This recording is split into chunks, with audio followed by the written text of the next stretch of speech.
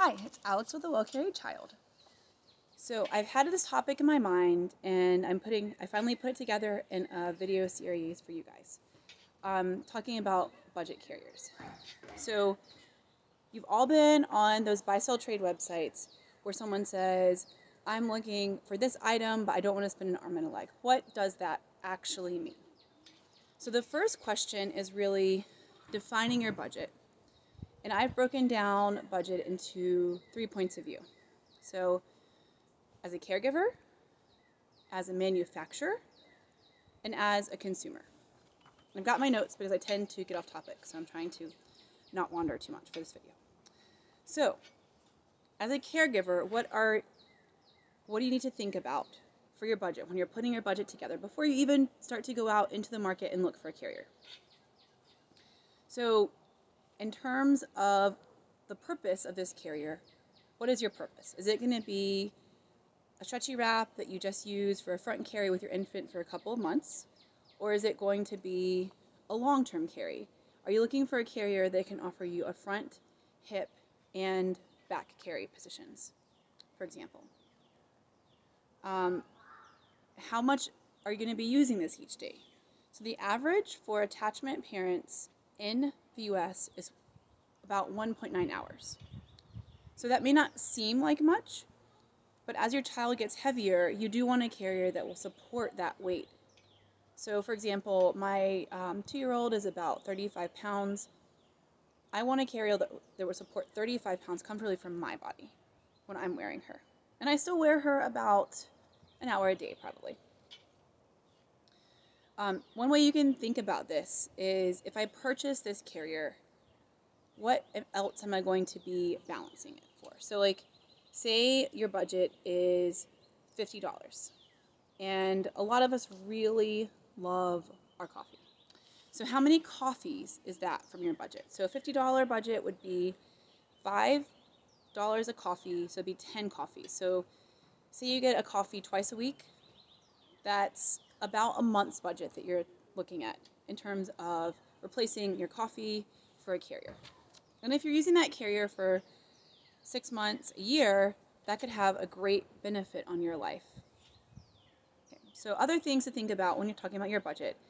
Is it just a carrier you're looking at? Or are you also going to be looking at things like a backpack that goes with that carrier? Are you going to want to winterize it? Maybe having the right jacket to go over that. So include that in your budget. And also, budget is not just about money. If you think about how we pay for convenience a lot of times, when you're ordering food, you're thinking about the convenience factor, thinking about the time that you're going to cook, the ingredients that you're going to be buying, the time that you're going to be prepping those ingredients, and also you have to wash dishes after you're finished cooking.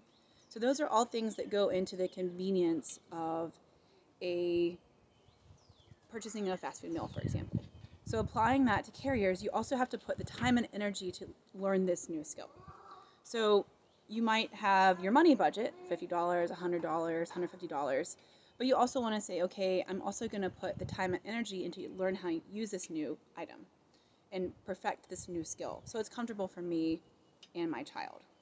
So in that vein, maybe part of your budget should be looking at working with an educator or even purchasing a lending library, a lending library membership. So most memberships are about $30, and most educators I'm familiar with start about $50 an hour for one-on-one consultation. So these are just ideas I'm throwing out there. I don't know your budget, I don't know your needs, but something to think about as you look for a carrier. So that's caregivers. So second, for manufacturers. Manufacturers are, when they sell you a carrier, they are pricing it so that they also make money after manufacturing it, after testing it. And in the US, there are specific testing standards for any product that has to do with childcare. So strollers, cribs, and that includes baby carriers. And in a baby carrier, you have to test each material individually. So that's your plastic buckle, that's the elastic webbing, the fabric, the thread you're using. So in the past couple years, we've seen a decline in small companies and the advance of a lot of carriers in big box stores. And some of that is due to these testing standards. I'm not saying that it's a bad thing. I think it's great. They need to be weight bearing.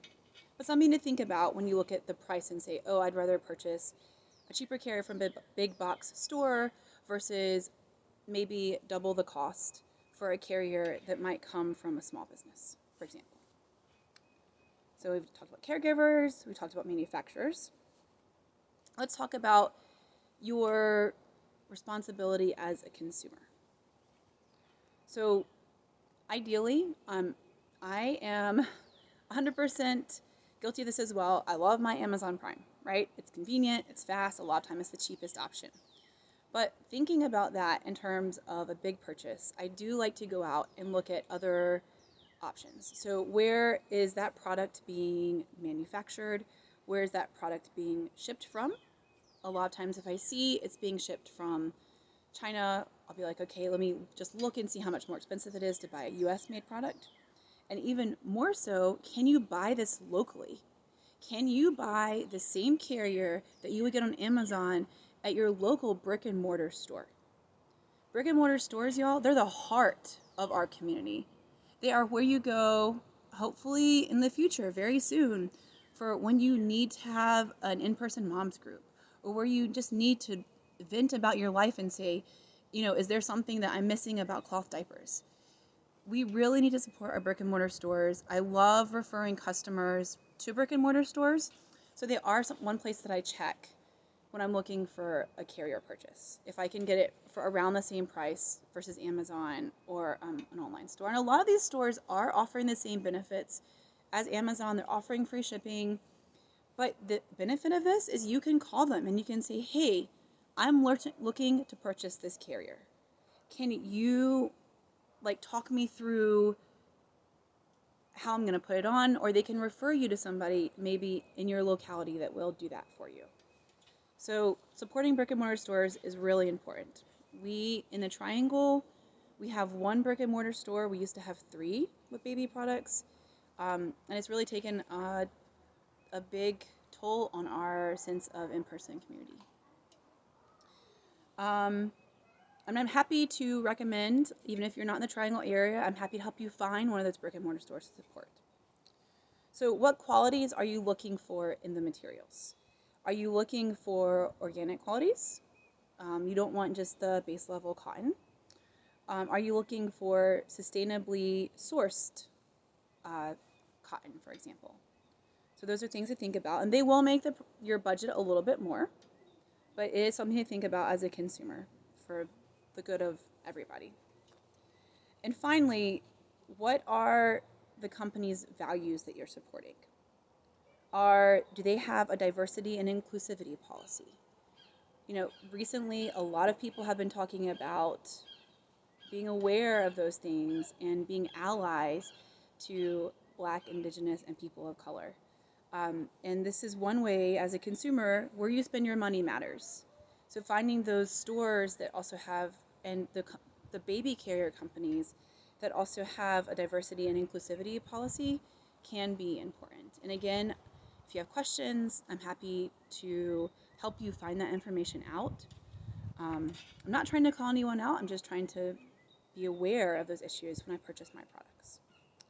So this is the first video in my budget carrier series. Please follow me on Facebook and IG, The Well Carried Child.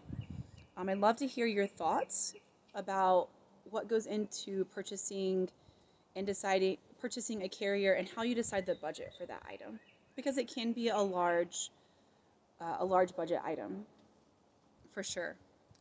And the next video that I'll be putting out there is looking at what new carriers are available for under $50.